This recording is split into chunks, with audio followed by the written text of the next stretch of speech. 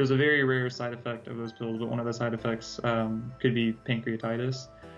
So a couple months after that, of course, I got pancreatitis. Right. One time going to the bathroom and it just being so painful and horrible. And I walked up to my dad. I'm like, yeah, we got to go to the hospital. I can't keep doing this. They wanted to do surgery because they thought that I was too far gone, that I was on the verge of organ damage. So, at this point, I'm taking, Remicade, methotrexate, antibiotics, steroids, Metamucil, Miralax. Just quality of life was pretty low. And I noticed that a lot of animal products were having issues. Like dairy was gone. That was one of the first things to go. Very sick, was very tired all the time. And eventually I was just like, all right, I can't do this on my own. Like I need help. I need a coach. It's not the food that heals you. It's, your body heals itself. We just need to get out of the way.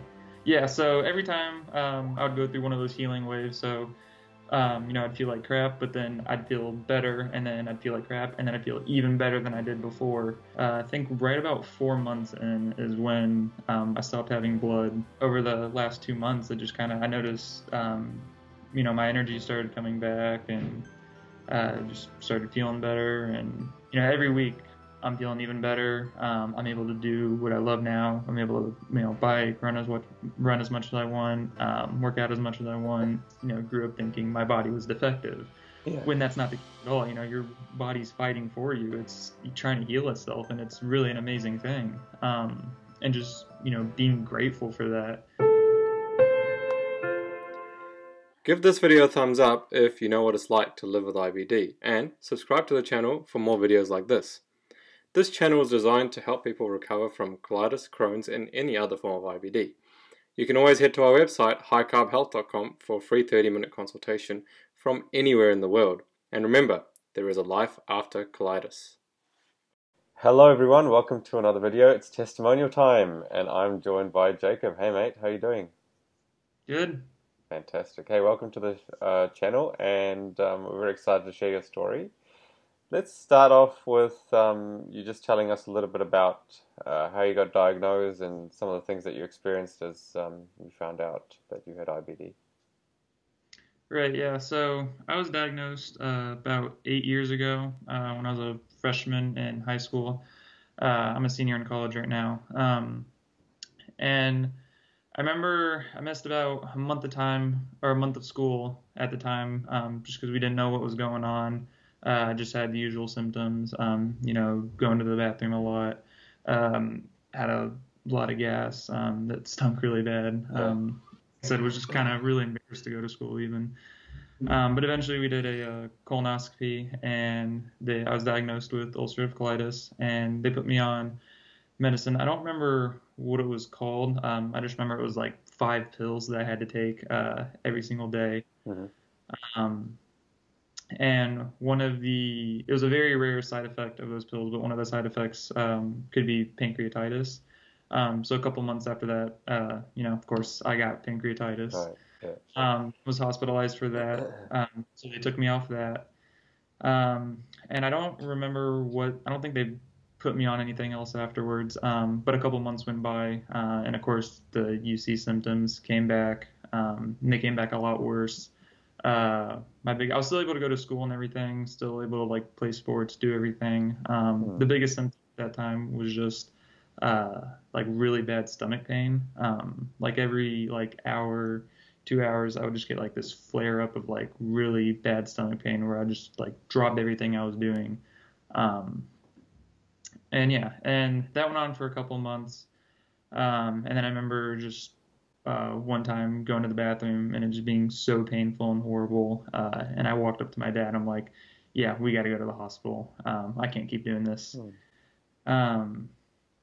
So I went to the hospital, and, they immediately put me on all the, antibiotics, steroids to try and get under control. And they wanted to do surgery because they thought that I was too far gone, that I was on the verge of organ damage. And fortunately, I'll be thankful, every day my mom said, no, we're not doing that. Because if they had asked me, interrupted me, I would have said yes. I mean, I was in so much pain. Yeah. I'm like, yes, get it out of here. Yeah. Fortunately, it didn't happen though, and they put me on methotrexate and Remicade after that. Right. Um, and fortunately for me, that actually worked for a while. The entire year after that, uh, I didn't really have any issues, no Mhm. symptoms. I mean, very little side effects from the drugs. Yeah. But then, like I said, about a year after that, started having stomach pain again. Mm. And this time I was like, all right, I'm going to be on it. Call the doctors, be like, hey, this is what's going on. Mm. So I did that, and they put me on, multiple rounds of antibiotics, steroids, and we did another colonoscopy a couple months later, Mm. and there was actually no inflammation. They Right. just found that I was constipated, Right. uh, which baffles me because had they just asked me months earlier, hey, how many times are you going to the bathroom, we would have figured that out.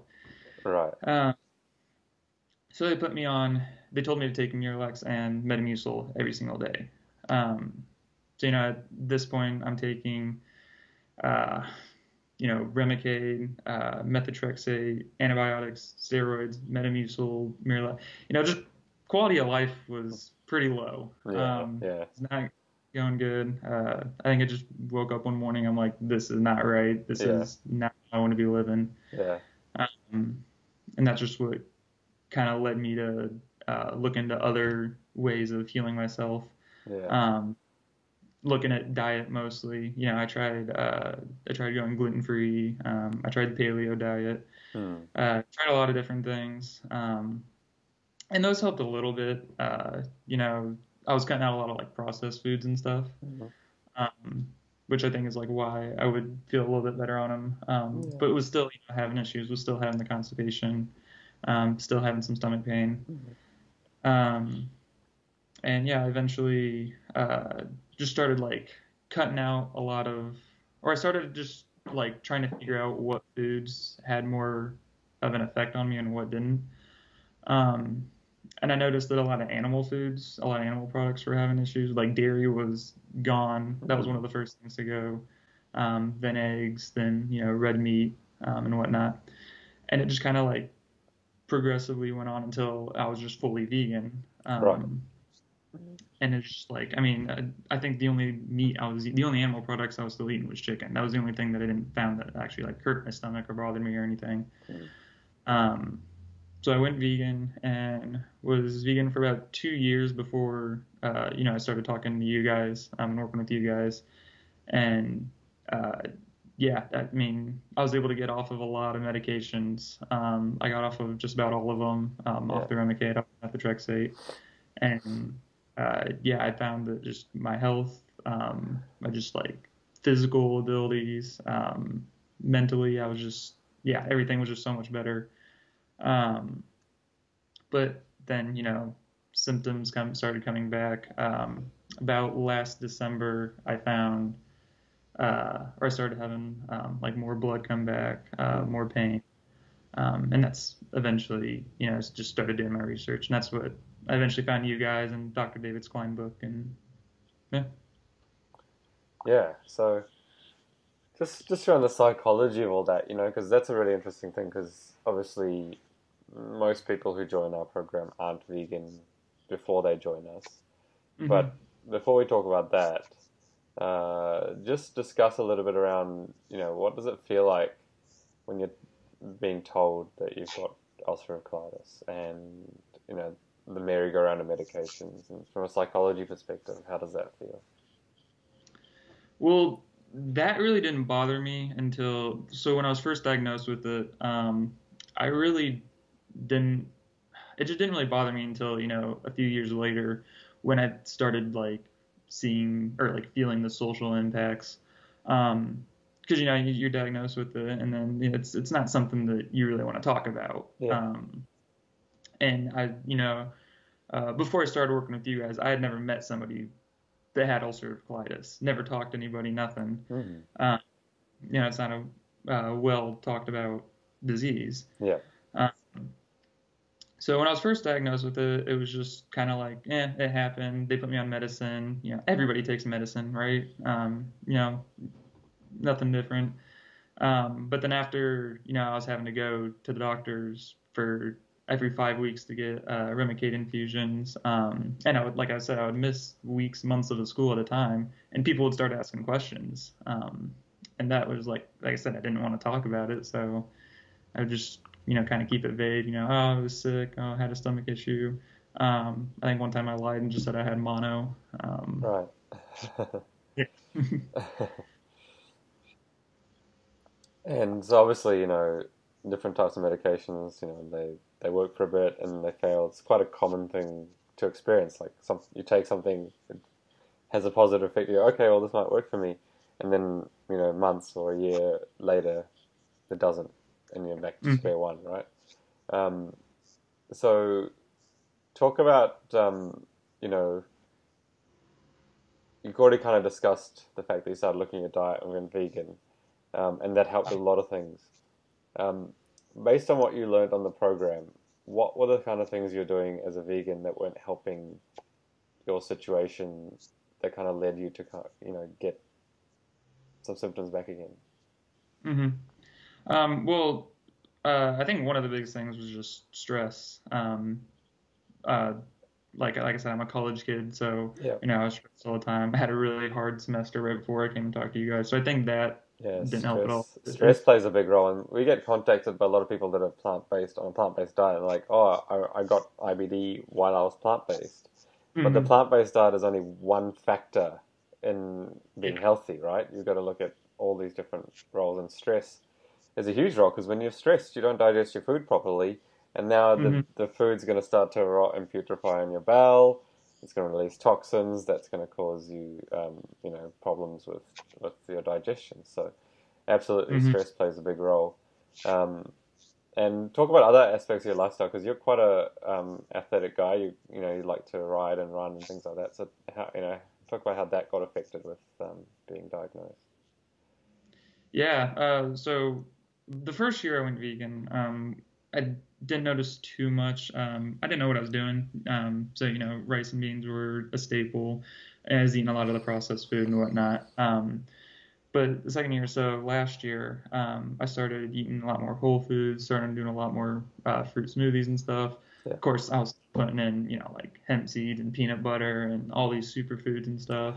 So I was getting the fruit, but I was still adding in these, I wasn't doing the food combining and whatnot. Mm-hmm. But I found huge jumps in my athletic performance. I raced a lot of triathlons, found a huge jump in that. I ran a 50K last December, right before I started working with you guys, and killed it. I thought wasn't sore, wasn't hurting or anything afterwards. Uh, but yeah, like I said, in terms of like diet and whatnot, I was still getting all like the fruit, whole foods and stuff. But like I would make potatoes, but then I'd put ketchup on them, and combine them with all the stuff that you're not supposed to. Yeah. Yeah, fair enough. And so, yeah, I mean, like a whole lot of little factors, the stress of school, stress on your body, not 100%, trying to manage the food combinations and things like that can play a role. And the fact that, you'd already had issues with your bowel as well, so you've got to be even more careful until you can, be very confident of healing and making Mm-hmm. sure all those toxins have come out. Okay, so um, you obviously found out about us and what Shamiz had been through and how he's doing now. Uh, what made you want to have a chat to Sham and how did that go? Yeah. So I remember I found you guys and I found David Klein's book, and I read the book probably back in January, December. Um, and this was very early on when I started seeing symptoms again.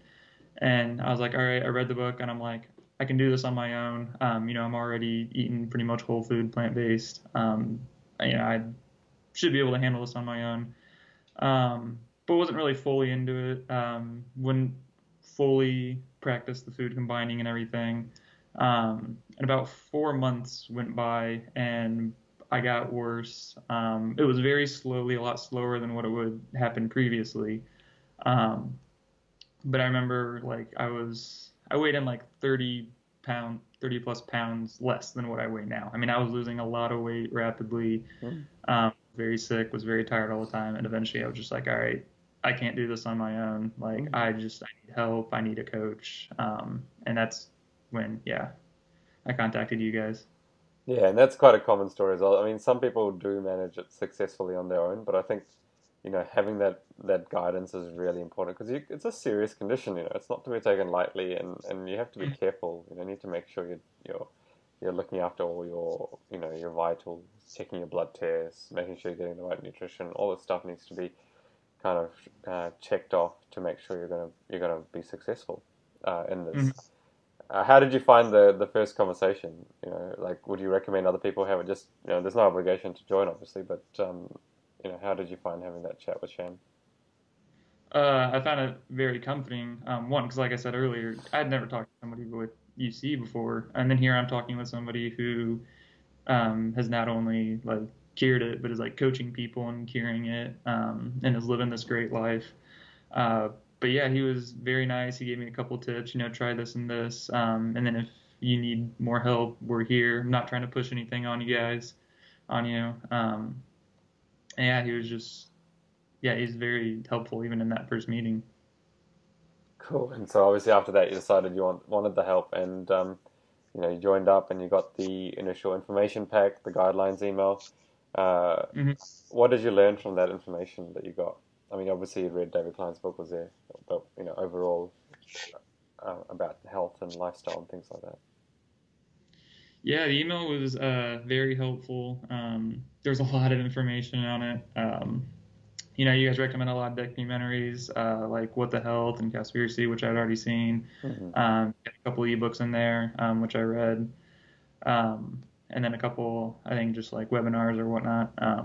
But the biggest thing that I really took away from it was, I had always thought that uh, food is what healed you. Hmm. Like I said, I'd always, all my, post-workout smoothies would have a bunch of superfoods and everything in it. And that's because I thought the food healed you, but it's not the food that heals you. It's, your body. Your body heals itself. We just need to get out of the way. And that was I think the biggest thing I took away from all that information. Yeah, that's critical. Once you realize that the body heals itself, then you're not relying on, you know, superfoods. Like for me, a superfood is like a banana, or a potato. You don't have to get like expensive like powders and nut butters and all these kind of things that are they cost a lot of money, and like Oh yeah, I was saying, acai and all that kind of stuff. Like try and sell you all this stuff. You don't really need it. Uh, but yeah, exactly. I think if we can get that across to as many people as possible, food plays a role, right?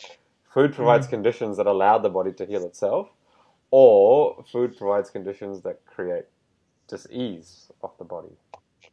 Okay, but it's not going to heal you because you need, it's like imagine like you get a cut on your arm, and then you go up to someone and go, oh, I got to eat this banana to heal this cut. Like what the heck? So yeah, I think it's really important to think of it that way. How how was the coaching experience then? Once you got into the program and you went through the initial consultations that we had. Yeah, I mean, it was great. I could have as much contact or as little contact with you. I mean, I think I just, had the regular one-on-one meeting once a week. And you were very helpful. Sometimes, some days I'd come to you and, wouldn't have many updates or questions. And then someday I would come with, a whole list of questions, and you always had an answer for me. And not only did you have an answer, it was always backed by research. And I was really impressed with that. Yeah. Yeah, and how did your healing experience go? Because obviously it's never a linear process, right? You're not just like, okay, I'm going to change my diet, I'm going to eat this, and then suddenly it just gets better and better and better. No, it's kind of like a whole jumble of, of ups, Yeah. ups and downs and good times and then frustrations and all these kind of things. So explain, first of all, explain your detox symptoms and what they felt like, and then how the whole healing journey went. Yeah, so my detox symptoms, I feel like were very different from most. I feel like most people have going to the bathroom lots of times. I was at the point where I was only going once every other day, Yeah. maybe every 2 days. And so I had the usual detox symptoms, headaches, slept a ton. Mm. Like I was sleeping 12-hour nights, and then still taking naps during the day. But I think my biggest symptoms were just, tiredness, fatigue, sleepiness. As far as the healing process went, I remember about the first 2 to 3 months, it was just constantly every day feeling like crap. Yeah, Um, and like I remember you did have blood bleeding and things like that in your stools, right, didn't you? I did, yeah. Yeah. So just to be clear, like so that everyone knows that the different things that you Oh, experience, like even though you weren't having the diarrhea, some people have a lot of diarrhea, some people have more of like constipation type of you know disease, but you still had the blood in the stool. yep. If I remember correctly, there was a little bit of mucus there as well, Yeah, a little and bit. and yeah, it was just I guess the tiredness was your biggest thing. I just I sleep and I wake up and I don't feel ready to go.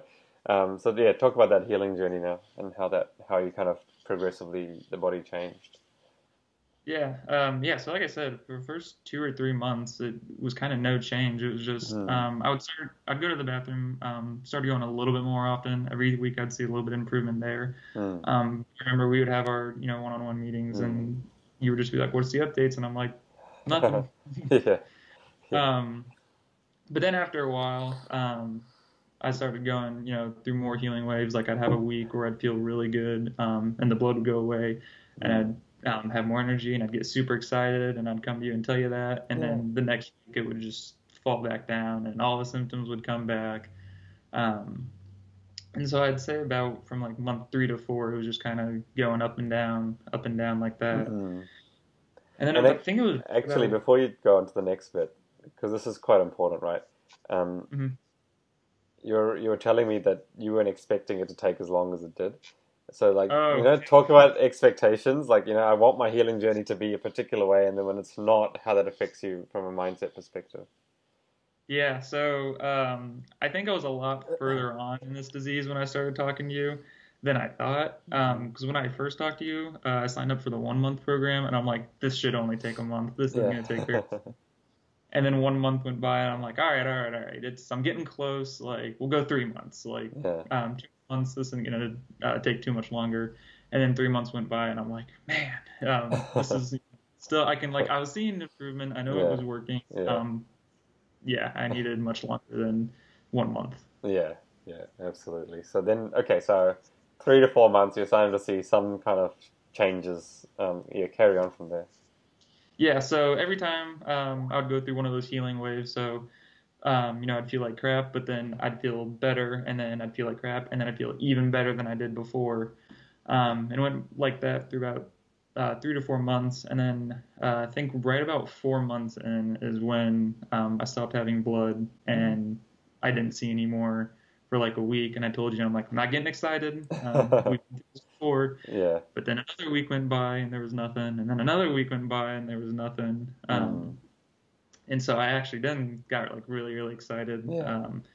And so we started adding in, more foods. I started doing a little bit more exercise and everything. And I would still go through like some healing waves, but they wouldn't last as long. They wouldn't, be as severe. And yeah. Yeah, and I think if I remember correctly, you did have a little setback as we were introducing some foods, didn't you? Like at one point, it was just a little bit of a tricky patch where you might have had like another healing, like a little bit of a stronger healing wave, and you're like, oh, and but you just took it simple, kept it steady, and just got over it. I think it lasted maybe a week.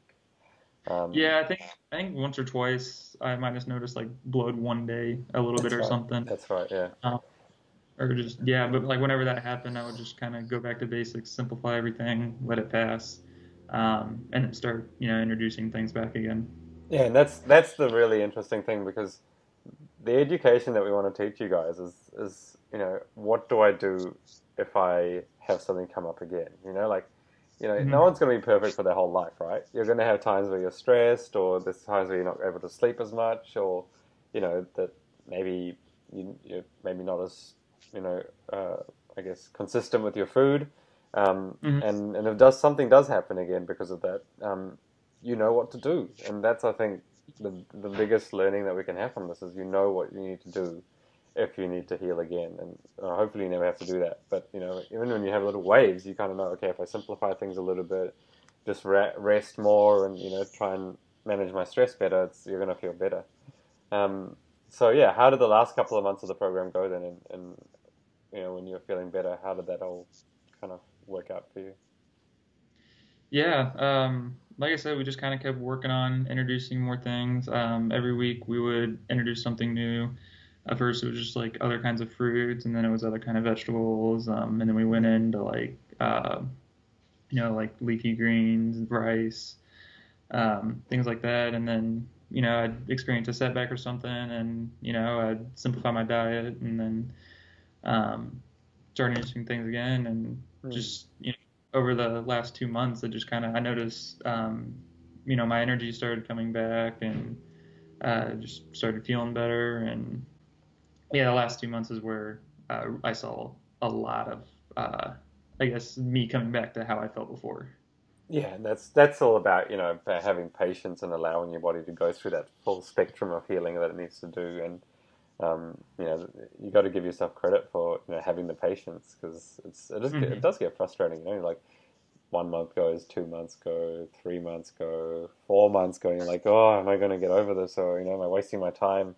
But then as it changes, you're like, oh yeah, and you just suddenly start to like eating different foods, and you start to enjoy your life, and you start to get your energy. So that's really important. And I'm, obviously, Sham and I are really proud of what you've been able to achieve. Yeah, Um, I mean, like I said, I think the biggest thing for me, and I think you can confirm this, is the food was not difficult for me really at all. I pretty much ate the same thing day in and yeah, day out. yeah. It was just feeling tired and feeling like crap and not having energy to go and Mm, do what I wanted, not being able to, really go for bike rides, runs, um, just not being able to live my life. yeah, absolutely. But as we say, short-term grief, and you get long-term relief, and that's the thing. You got to go through that healing process, and it doesn't feel good when you're healing. But when you do get to the other side, suddenly it's like, the world opens up to you, and you're like, okay, I don't have to be on medications anymore. I don't need to live with this disease, where you're like wondering where the bathrooms are, or maybe in your case, you may not have had to do that, but you have to wonder, okay, when's the next bout of pain going to come, you know, Hmm. and all that kind of stuff. So, uh, yes, I think it's really getting through that period of time where you think, is it actually going to work? And then when it does, you're like, okay, now I know what these guys are talking about, and what they Hmm. mean. So yeah, talk about what your life is like now. Yeah. So like I said, obviously, I still have a couple days where I might not have good digestion. I might have a little healing wave, but those are short. They're not very severe, and I always feel even better. Like I always feel better. Like I might be feeling like this one week, and then go through another healing wave, and then feeling like this. So, Mm. every week I'm feeling even better. I'm able to do what I love now. I'm able to, bike, run as much as I want, work out as much as I want. Just able to go to school, get my education, hang out with friends. We went on a camping trip a couple weeks ago. Definitely couldn't have done that when I was feeling like crap. And yeah, just like I said, biggest thing I'm enjoying is just having that energy. I during the whole healing phase, I would wake up. Like I said, I was sleeping 12-hour nights, and I'd wake up and I would just feel exhausted, and I couldn't get myself mobilized till like 2 in the afternoon. And now I'm waking up 7, 8 in the morning, feeling like a rock star. And yeah, Yeah, that's awesome. Got your life back. No medications. That's the main thing that we're after. Like, and it's really interesting what you talk about the healing waves, because that's something that we teach our clients too. I'm trying to understand that. I heard you mention setback, but yes, you feel like it's a setback, but the body's actually doing more healing. And hmm like even after 6 months, the 6 months is just designed to get your life back. Like you're not chained to this disease. You're still going to be, there's still a health journey after the 6 months. You continue, getting healthier and better. Look at Shamiz now. He's running half marathons, and like he ran one yesterday because he felt like it.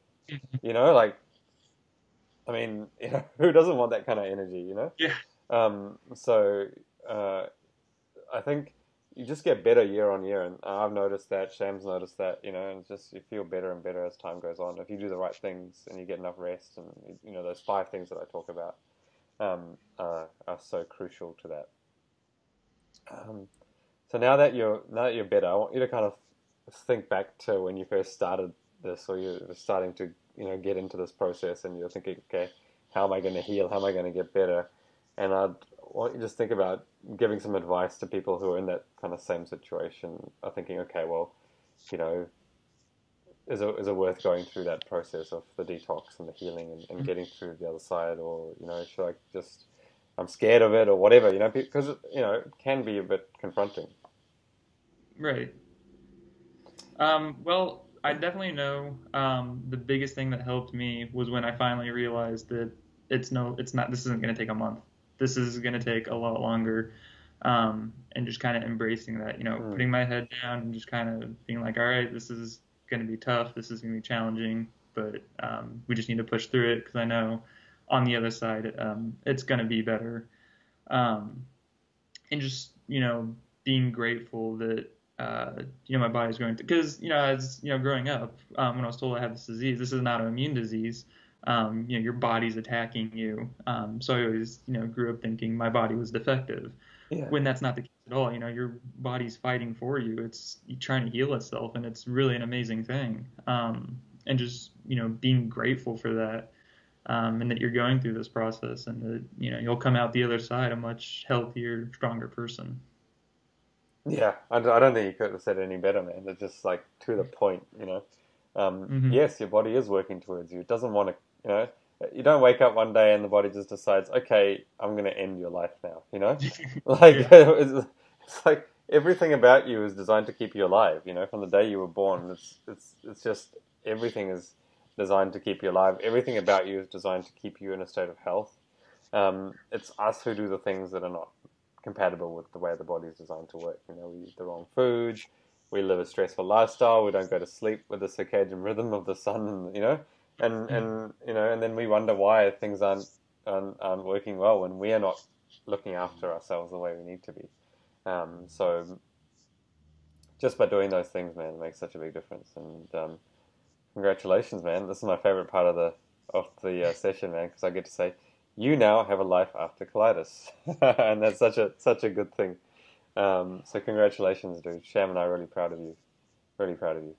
One of the things we talked about, Jacob, was that uh, you know, growing up in Indiana where you lived, there weren't very many people who followed a plant-based diet. There's a big farming culture, a big meat culture, Hmm. and you didn't talk about diseases and things like that in your culture. So, um, in terms of with your healing experience, you found it hard to kind of like speak up about what you were doing by going on a plant-based diet, about you're trying to heal on a plant-based diet. How did that kind of talk about that? Because there's many people in the same situation as you. Yeah. Well, and then another big cultural thing is the belief in like modern medicine. It's like everybody Mm. takes medicine. It's just what you do. Everybody's got something. So just me believing that first off, not eating animals was just unheard of. Um, but then also believing that I could cure disease through it. Cure an incurable disease was just outrageous. And I got a lot of backlash for it. Mm. Um, and a lot of times I felt like it was not only me versus my disease, but like me versus the world, and that created a huge sense of loneliness, and I think that had a huge mental toll. Something that I think I'm now realizing too, that over the years has really affected me. Right. Yeah. Yeah, that's really interesting. And yeah, so not only are you trying to like do something that's hard enough as it is to try and heal on these very serious illnesses, but then you're trying to do it while everyone's kind of watching you and kind of like waiting for you to not succeed, so they can say kind of, "Ha, I told you," you know, Exactly. um, Yep. and that can feel like there's a lot of pressure, right? Very much so. Yes. Yeah. Like I said, I think it really does take a toll on your mental health. And then that alone can cause disease too, I think. So. Big time. And that could be part of the reason why maybe you took a little bit longer, because, you know, just that pressure like you're putting on yourself that if I don't get better, then I've got to kind of like show my face. And, you know, Yeah. like, well, luckily now you don't have to have that problem, right? But yeah, it's definitely psychologically that plays a role, and, you know, you obviously had to dig deep to get through that as well as healing, Hmm. which is hard enough on its own. So well done. All right. I guess if we just have any last words to say to people who are watching. Yeah, like I said, just keep grinding through it. It does work. If you don't believe me, go watch the other hundreds of testimonials that are on your channel. Yeah, That was, I mean, that was one of the things I did when I was healing, was just sit there and watch testimonials. Yeah, you can yeah. do it. You can do it. You can do it. That's the main thing. Yep, you can do it and believe in yourself. All right, guys. Mhm. Well, if you like this video and enjoyed Jacob's story, give this video a thumbs up. And if you want to see more videos like this, subscribe to our channel. And if you click on that little bell notification icon, you will get notifications of all our uploads. So do that as well, because then you'll be aware of all the new videos that we upload. If you have any questions about Jacob's story, there's a comment section down there below. You know, why don't you write a comment, and we'll try and get back to it with as much information as we can. And that's all we have for now. Thank you again, Jacob. Everyone who's watching, take care. Make sure you eat plants and lots of them. See you next time.